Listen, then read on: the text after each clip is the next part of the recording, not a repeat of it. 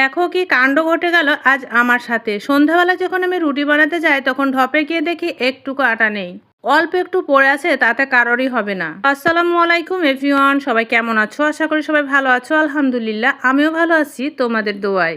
ভাবলাম আটা নেই তো কি হয়েছে, চাল তো আছে, তাই ছেলেদেরকে বললাম ভাত খেয়ে নিও আজকে মাংস দিয়ে। আমার ছেলেরা রাত্রে রুটি ছাড়া ভাত একদমই খেতে চায় না, আর মুখের ওপরও বলে দিল আমরা ভাত খাবো না।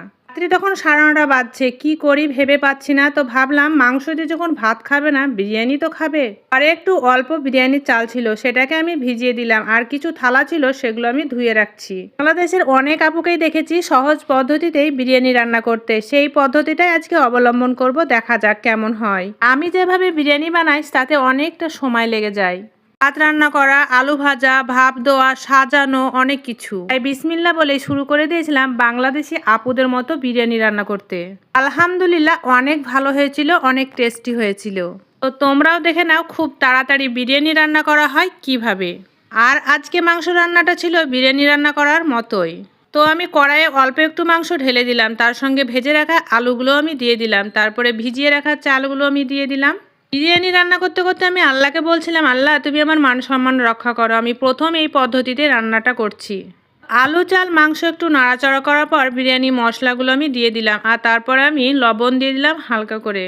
যেহেতু মাংসের মধ্যে লবণ ঝাল ছিল, তারপর আমি পানি দিয়ে একটু নেড়েচেড়ে ঢাকা চাপা দিয়ে দিলাম। পানিটা যে কতটা দিব সে আইডিয়া কিন্তু আমি একদমই পাচ্ছিলাম না, তো আমি অল্প করে একটু পানি দিয়ে ঢাকা চাপা দিয়ে দিলাম। তো আলহামদুলিল্লাহ বিরিয়ানিটা আমার হাফ সিদ্ধ হয়ে গিয়েছিল, তারপরে আমি আবার অল্প একটু জল দিয়ে ঢাকা চাপা দিয়েছিলাম, তারপরে এই ফাইনাল লুকটা এসেছে।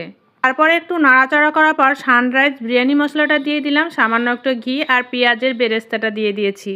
বিরিয়ানি করব, কিশমিশ বাদাম থাকবে না তা কখনো হয়, সেগুলো অল্প মাত্রায় দিয়ে দিলাম। তারপর আমি কিছুক্ষণ নাড়াচাড়া করার পর আবার আমি ঢাকা চাপা দিয়ে বেশ 20 মিনিট পর আমি খুলেছিলাম। এই দেখো আমার বিরিয়ানির ফাইনাল লুক, আর এত পরিমাণ টেস্টি হয়েছিল, আলুগুলো খেতে খুব টেস্টি লাগছিল। বিরিয়ানিগুলো যখন বেড়ে নিয়ে গিয়ে আমার ছেলেদের সামনে দিচ্ছিলাম, আমার ছেলেরা এত খুশি। তো আমি বললাম তোমরা ভাত খাবে না, তাহলে বিরিয়ানি খাবে কেন? এগুলো তো ভাত নয়, এগুলো তো বিরিয়ানি, আমাদের প্রিয় খাবার। শুনে তো তাদের বাবা কি হাসি আর কি গড়াগড়ি করছে। বলছে তোমার ছেলেদের কথা শোনো, মাংস দিয়ে ভাত খাবে না, ঘি দিয়ে ভাত খাবে না, অথচ ঘি মাংস দিয়ে বিরিয়ানি ভাত খাবে। ভিডিওটি এখানে শেষ করলাম। ভালো থেকো, সুস্থ থেকো, ভালো লেগে থাকলে ফলো দিয়ে পাশে